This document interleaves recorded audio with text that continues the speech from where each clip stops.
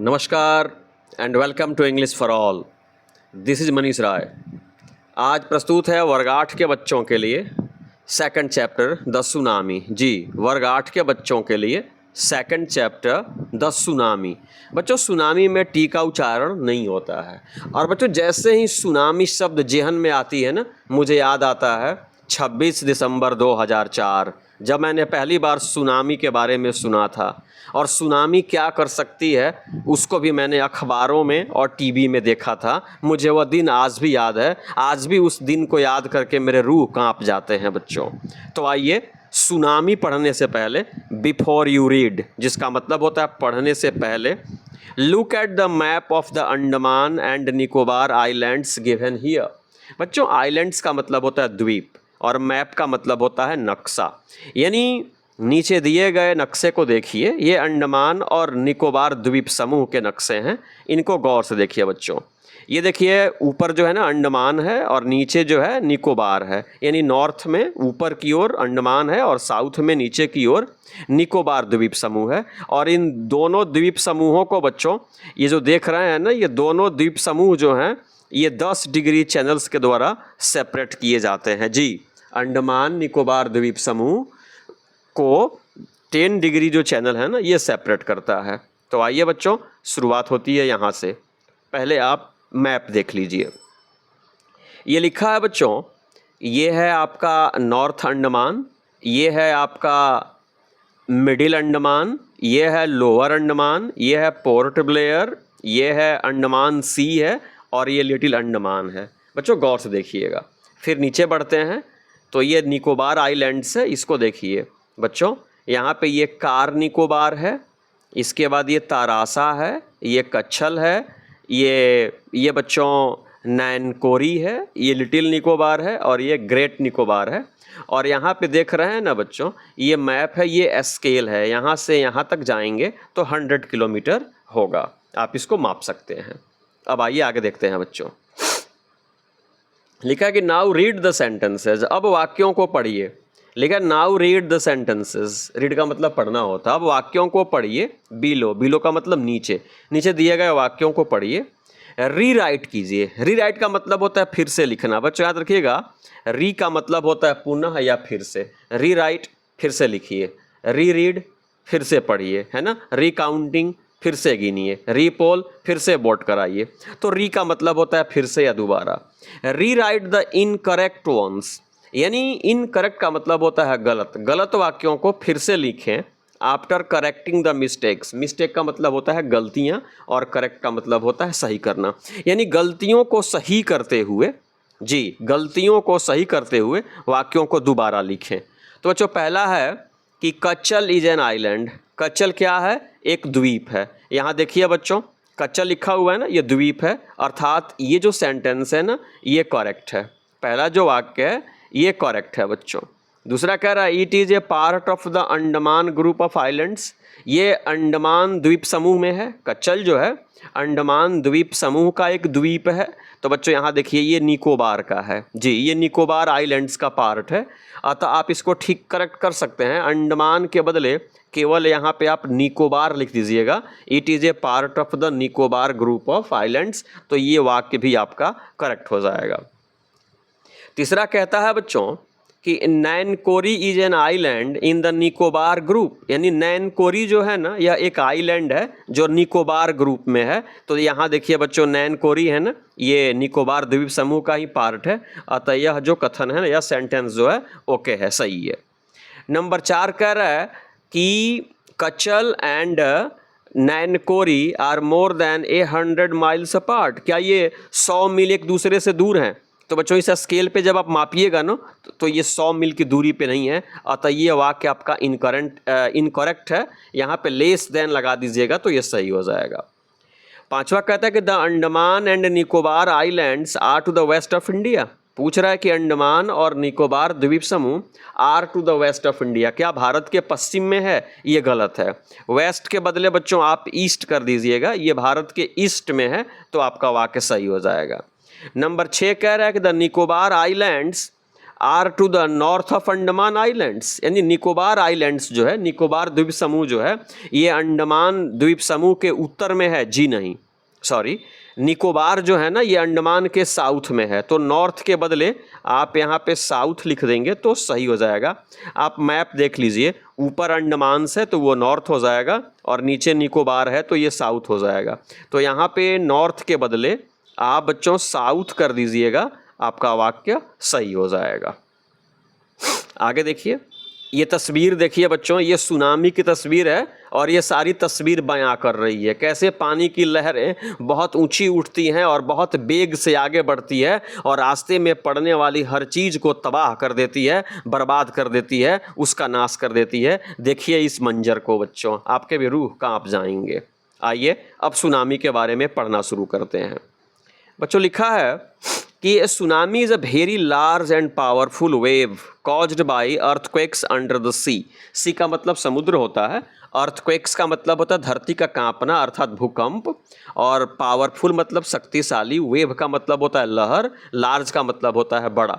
यानी सुनामी एक very large, बहुत बड़ी और पावरफुल वेव है, और शक्तिशाली क्या है बच्चों, लहर है। Caused by earthquake under the sea, जो समुद्र के अंदर भूकंप के कारण, जी समुद्र के अंदर जब भूकंप होता है ना बच्चों, तब समुद्र में उथल पुथल होता है और उसके कारण समुद्र की लहरें जो है ना बहुत शक्ति से और बहुत बड़ी बड़ी लहरें आगे की तरफ बढ़ती हैं और हर चीज़ को तबाह कर देती हैं, उसी को सुनामी कहते हैं।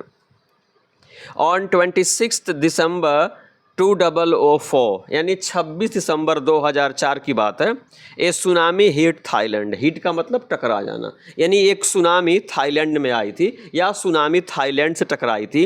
एंड पार्ट्स ऑफ इंडिया, और भारत के हिस्सों से भी टकराई थी, मतलब थाईलैंड के साथ साथ भारत के हिस्सों में भी सुनामी आई थी। सच एज, जैसे the Andaman and the Nicobar islands and the Tamil Nadu coast. Coast का मतलब होता है बच्चों तट। तो कहने का मतलब है 26 दिसंबर 2004 को सुनामी थाईलैंड में आई थी और भारत के भी हिस्सों में आई थी, जैसे अंडमान और निकोबार द्वीप समूह और तमिलनाडु के तट में।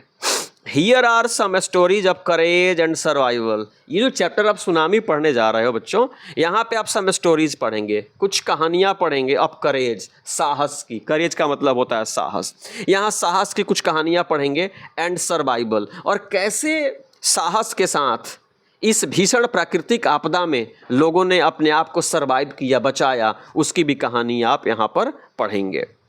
डिड एनिमल्स, एक क्वेश्चन सुनिए बच्चों, डिड एनिमल्स सेंस, सेंस का मतलब भांप जाते हैं, क्या पशु जो होते थे ना भांप जाते हैं, that is tsunami was coming. क्या पशु भांप जाते हैं कि सुनामी आ रही है। सम स्टोरीज सजेस्ट, कुछ कहानियाँ सजेस्ट करती हैं, मतलब सुझाती हैं, दैट दे डिड, कि हाँ वे भांप जाते हैं कि सुनामी आने वाली है या कोई बहुत बड़ी प्राकृतिक आपदा आने वाली है, यह बात वो भांप जाते हैं। बच्चों जब सुनामी आई थी ना तो इंसानों की अपेक्षा जानवरों की जानें कम गई थी, इंसान की लाशों की अपेक्षा उनकी लाशें कम पाई गई थी। इसे ये कहा जाता है कि शायद वे प्राकृतिक आपदाओं को भांप जाते हैं। आइए अब यह स्टोरी शुरू करते हैं। बच्चों लिखा है कि these stories are all from the Andaman and Nicobar archipelago. बच्चों आर्कपेलेगो का अर्थ होता है द्वीप समूह। जी बच्चों, यानी ये पूरी कहानी जो आप पढ़ोगे ना पार्ट 1, पार्ट 2 और पार्ट 3 में, ये अंडमान और निकोबार द्वीप समूह की कहानियाँ हैं। जी बच्चों, ये समूची कहानियाँ अंडमान और निकोबार द्वीप समूह की हैं। आइए पहली कहानी से आपको मैं रूबरू कराता हूँ। बच्चों लिखा है Ignatius was the manager of A cooperative society. Ignatius जो थे ना वो मैनेजर थे, प्रबंधक थे एक कोऑपरेटिव सोसाइटी की इन कच्चल। कच्चल में एक कोऑपरेटिव सोसाइटी के मैनेजर थे Ignatius. His wife woke him up at 6 AM। His wife, उनकी पत्नी, ओक हिम अप यानी इनको जगाई, सुबह के 6 बजे इनकी पत्नी ने इनको जगाई। बिकॉज, क्योंकि शी फेल्ट एन अर्थक्वेक, क्योंकि उन्होंने कांपती हुई धरती को महसूस किया था, उन्होंने भूकंप के झटके महसूस किए थे, तो इसलिए पत्नी ने अपने पति इग्नेशियस को जगाया। Ignatius carefully took his television set of its table. Ignatius ने केयरफुली मतलब सावधानी पूर्वक, टूक his TV set of its table, table पे टीवी सेट रखी थी, भूकंप में गिर करके फूट जाने का डर होता है, तो उन्होंने टेबल से टीवी सेट को सावधानी पूर्वक उतार दिया and put it down on the ground, और उसको जमीन पर पुट कर दिया मतलब रख दिया, that it would not fall and break, जिससे कि टीवी फॉल नहीं करे, गिरे नहीं और टूटे नहीं। Then the family rushed out of the house, तब परिवार रस्ड मतलब बहुत हड़बड़ी में, बहुत तेजी से, rushed out of the house घर से बाहर निकला। जी, इग्नेशियस का परिवार, उनकी पत्नी भूकंप के झटकों के दौरान ही बहुत तेजी से घर से बाहर की ओर निकले। व्हेन द ट्रेमर्स स्टॉप्ड, तो ट्रेमर्स का मतलब होता है झटके, जी भूकंप के झटके बोलते हैं। जैसे ही बच्चों धरती का कांपना बंद हुआ या जैसे ही झटके बंद हुए, they saw the sea rising, Ignatius ने, उनके परिवार ने सॉ देखा, क्या देखा? द सी राइजिंग, कि समुद्र में पानी का स्तर बढ़ रहा है, मतलब समुद्र में उथल पुथल देखा इग्नेशियस ने। In the chaos and confusion, बच्चों कियोस एंड कन्फ्यूजन को एक ही साथ लीजिए, मतलब बहुत ही घबराहट की स्थिति में, आप भी समुद्र के किनारे हो और समुद्र में पानी के बड़ी बड़ी लहरें देखोगे ना, आप भी कन्फ्यूज हो जाओगे, कियोस हो जाओगे। तो बहुत ही घबराहट की स्थिति में टू ऑफ हिज चिल्ड्रन, इनके दो बच्चे, इनके दो से ज़्यादा बच्चे थे बच्चों, लेकिन बहुत घबरा गया परिवार, घबराहट में टू ऑफ हिज चिल्ड्रन, इनके दो बच्चे, caught hold of the hands, यानी हाथ पकड़ लिए, cot hold of the hand, छोटे बच्चे जो होते हैं ना, बड़ों के हाथ पकड़ लेते हैं। तो केओस और कन्फ्यूजन की स्थिति में टू ऑफ हिज चिल्ड्रन, इनके दो बच्चे, caught hold of the hands of their mother's father, mother's father का मतलब नाना के हाथ को, एंड मदर्स ब्रदर, और मामा के हाथ को, इनके दो बच्चों ने अपने नाना और अपने मामा के हाथों को पकड़ लिया, एंड रस्ड, और तेजी से भागे, रस का मतलब तेजी से भागे, and rushed in the opposite direction, opposite का मतलब होता है विपरीत और डायरेक्शन का मतलब होता है दिशा। इनके दो बच्चे नाना और मामा के हाथ को पकड़ करके विपरीत दिशा में भागे, यानी इधर से बच्चों सुनामी आ रही है, जी सुनामी आ रही है, तो बच्चे भी विपरीत दिशा में क्या हो गए? भाग गए। ही नेवर सा देम अगेन, बच्चों इग्नेशियस ने अपने उन दोनों बच्चों को और उन बच्चों के नाना और मामा को फिर कभी नहीं देखा। इसका मतलब है कि वे चारों बच्चों सुनामी में बह गए। पिता ने अपने दोनों बच्चों को फिर कभी नहीं देखा। His wife was also swept away, बच्चों इग्नेशियस की पत्नी भी स्वेप्ट अवे, सुनामी की लहरों में बह गई। पत्नी को भी पति ने फिर कभी नहीं देखा। ओनली द 3 अदर चिल्ड्रन, सिर्फ बाकी के 3 बच्चे, who came with him were saved, केवल वे 3 बच्चे जो इग्नेशियस के साथ थे ना, वे आर सेव्ड, वे बचा लिए गए, यानी 3 बच्चे और इग्नेशियस बच गए। इग्नेशियस की पत्नी, इग्नेशियस के 2 और बच्चे और बच्चों के नाना और मामा पानी में सब बह गए, सुनामी में बच्चों बह गए, पूरा परिवार तबाह हो गया। ये पहली कहानी थी। अब संजीव की कहानी सुनिए। बच्चों लिखा है Sanjeev was a policeman serving in the Katchal islands. बच्चों संजीव जो था ना, वो एक पुलिसकर्मी था। Serving in the Katchal island of the Nicobar group of islands, Nicobar group of islands में कच्चल एक आइलैंड है, वहीं पे पुलिस के रूप में काम करते थे। कौन बच्चों? संजीव। ही समहाउ, समहाउ का मतलब होता है किसी प्रकार से। ही समहाउ, उन्होंने किसी प्रकार से मैनेज टू सेव हिमसेल्फ, किसी प्रकार से संजीव ने अपने आप को बचा लिया, यानी अपने आप को बचा पाने में समर्थ हुए। कौन बच्चों? संजीव जो पुलिसमैन थे। हिमसेल्फ, अपने आप को बचा पाए। हिज वाइफ, अपनी पत्नी को भी किस तरह से बचा लिए। And his baby daughter from the waves, और समुद्र की लहरों से इन्होंने स्वयं को बचाया, अपनी पत्नी को बचाया और अपनी बेबी डॉटर, अपनी छोटी बच्ची को भी इन्होंने बच्चों सुनामी से बचा लिया। लेकिन बच्चों होनी कुछ और थी, सुनिए। बट लेकिन देन, तभी ही हर्ड, तभी पुलिसकर्मी संजीव ने हर्ड, सुना, क्राइज, चीखें, for help from the wife of John the guest house cook, यानी गेस्ट हाउस का जो कुक था ना बच्चों, जॉन जिसका नाम था, उसकी पत्नी की आवाज़ को उन्होंने सुना। वह मदद के लिए चिल्ला रही थी। संजीव पुलिसकर्मी ने स्वयं को बचा लिया था, पत्नी को बचा लिया था, अपनी बेटी को बचा लिया था, लेकिन बच्चों इन्होंने अपने गेस्ट हाउस कुक जॉन की पत्नी की चीखों को सुना, उसकी आवाज़ को सुना, बचाओ बचाओ। Sanjeev jumped into the water, या दिलेर पुलिसकर्मी जंप्ड इनटू द वाटर, बच्चों पानी में कूद गया। टू रेस्क्यू हर, रेस्क्यू का मतलब होता है बचाना, यानी जॉन की पत्नी को बचाने के लिए पुलिसकर्मी संजीव पानी में कूद गया। But they were both swept away, लेकिन संजीव और जॉन की पत्नी दोनों बच्चों सुनामी में बह गए, फिर कभी वापस नहीं आए, फिर कभी ये अपने परिवार से नहीं मिले। यह परिवार भी बच्चों तबाह हो गया। ये दूसरी कहानी थी। तीसरी सुनिए बच्चों। 13-year-old मेघना, मेघना बच्चों 13 साल की लड़की थी। वाज स्वेप्ट अवे, ये भी बह गई सुनामी में, along with her parents and 77 other people, 77 और लोग, मतलब मेरे कहने का मतलब है कि मेघना जो थी ना 13 years old, 13 साल की बेटी थी, लड़की थी। वाज स्वेप्ट अवे, ये भी सुनामी में बह गई, along with her parents, अपने पेरेंट्स के साथ, और पेरेंट्स के साथ साथ 77 अन्य लोग भी पानी में बह गए। She spent 2 days, oh God, she spent 2 days, इस 13 साल की लड़की ने 2 दिन बिताए floating in the sea, float का मतलब होता है बच्चों तैरना, बहना, ये समुद्र में बहती रही, तैरती रही। Holding on to a wooden door, wooden door का मतलब लकड़ी का दरवाज़ा, होल्ड का मतलब पकड़ना, यानी लकड़ी का एक दरवाज़ा पानी में बच्चों बह रहा था, उसी को पकड़े हुए 13 साल की लड़की बच्चों 2 दिन समुद्र में तैरती रही, समुद्र में बहती रही।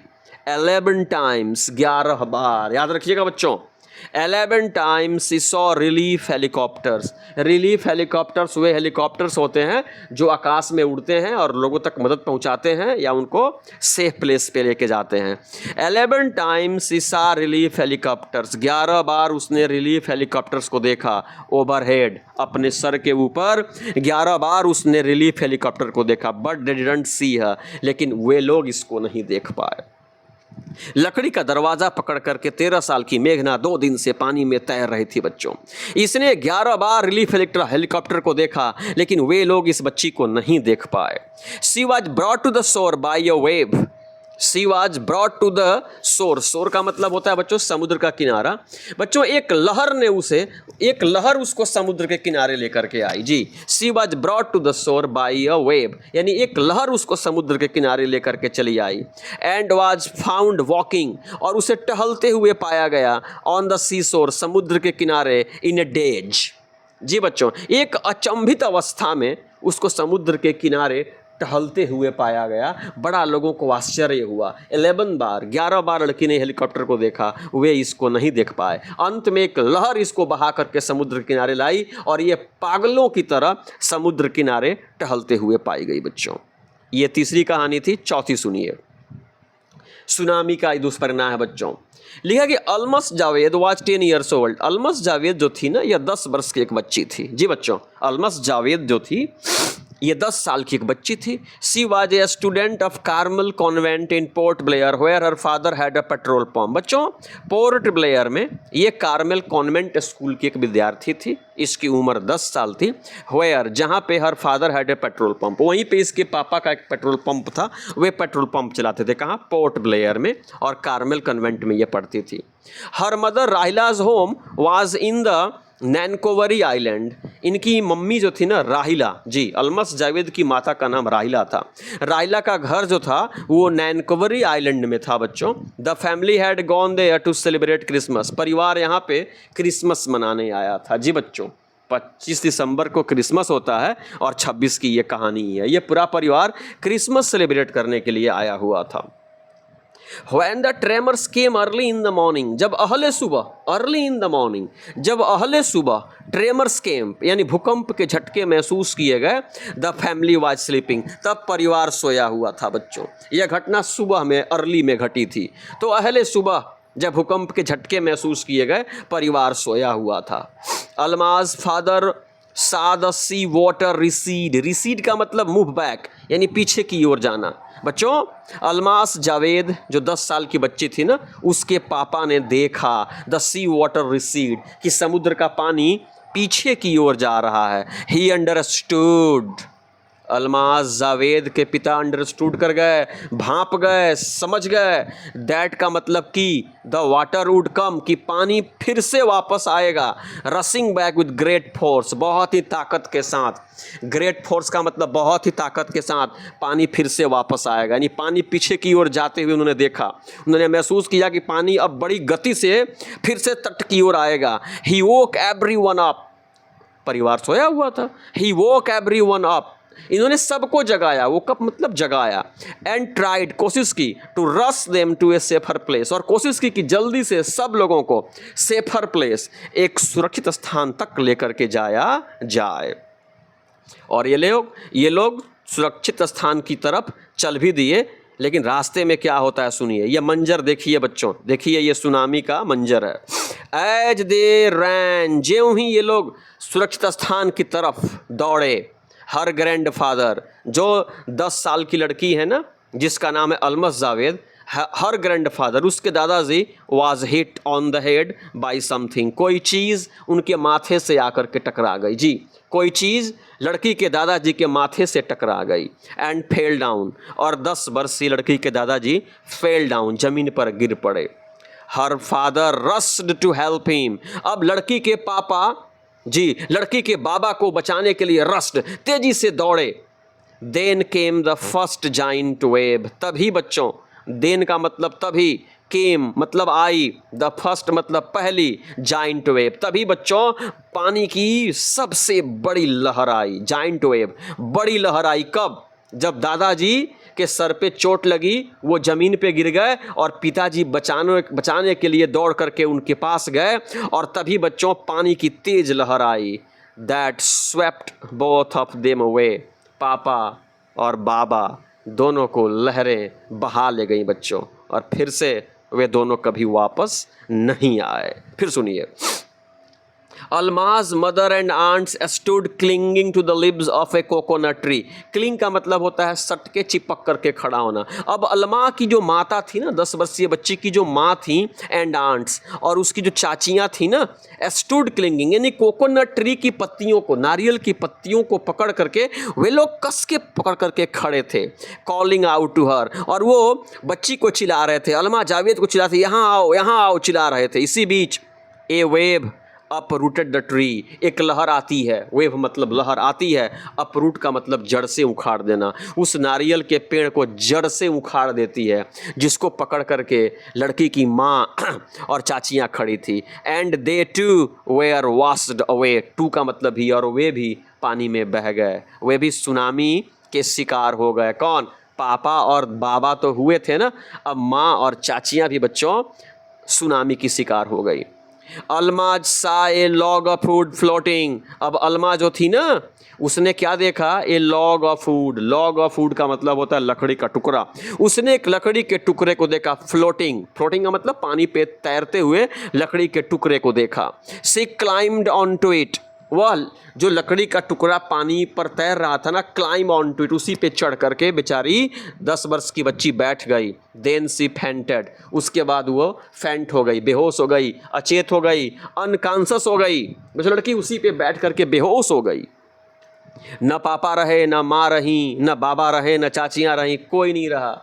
लड़की है ना लकड़ी पे बैठ गई और बेहोश हो गई। व्हेन सी वोक अप, जब वो जगी, जब उसकी आंखें खुली, जब वो अचेत से चेतना में आई, सी was in A hospital in कामोटा, वह कामोटा के एक अस्पताल में थी। फ्रॉम देयर, वहाँ से, she was brought to Port Blair, वहाँ से बेहतर इलाज के लिए उसको पोर्ट ब्लेयर लाया गया। बच्ची बच गई, पूरा परिवार नष्ट हो गया, तबाह हो गया। द लिटिल गर्ल, वह छोटी लड़की 10 वर्ष की Javed, doesn't want to talk about the incident with anyone, वह किसी से उस घटना के बारे में, सुनामी के बारे में, अपने परिवार की बर्बादी के बारे में वह किसी से बात करना नहीं चाहती है। शी इज स्टिल ट्रॉमाटाइज्ड, ट्रॉमाटाइज्ड का मतलब होता है शॉक्ड या डिप्रेस्ड, यानी आज भी वो सदमे में है। वह लड़की बच्चों आज भी सदमे में है, वह किसी से सुनामी के बारे में बात नहीं करती है, वह उस तबाही के बारे में किसी से बात नहीं करती है। अगर ऐसी घटना किसी के साथ भी घट जाए ना, वह सदमे को नहीं बर्दाश्त कर पाएगा। इसलिए मैं कह रहा हूँ 26 दिसंबर 2004 की वो घटना मुझे आज भी याद है। हम लोग छोटे थे, लेकिन बच्चों टेलीविज़न में उसको देखा था। उस दिन मैंने, उसके अगले दिन मैंने अखबार ख़रीदा था और अखबार में कैसे लाशें सुलाई गई थी मैंने देखा था। आज भी वो तस्वीर मुझे याद है और इसलिए कह रहा हूँ आज भी रूह काँप जाती है। अब भगवान करें कि ऐसी घटना फिर कभी ना हो, अगर हो तो लोगों की जान ना जाए। तो आज की वीडियो अगर पसंद आई हो तो कृपया चैनल को लाइक करें, चैनल को सब्सक्राइब करें, वीडियो को लाइक करें, अपने मित्रों से भी शेयर करें, अपने सुझाव भी दें और इस चैप्टर की दूसरी वीडियो अगले 1-2 दिनों में मैं अपलोड कर दूंगा। तब तक के लिए आप सभी लोगों को जय हिंद।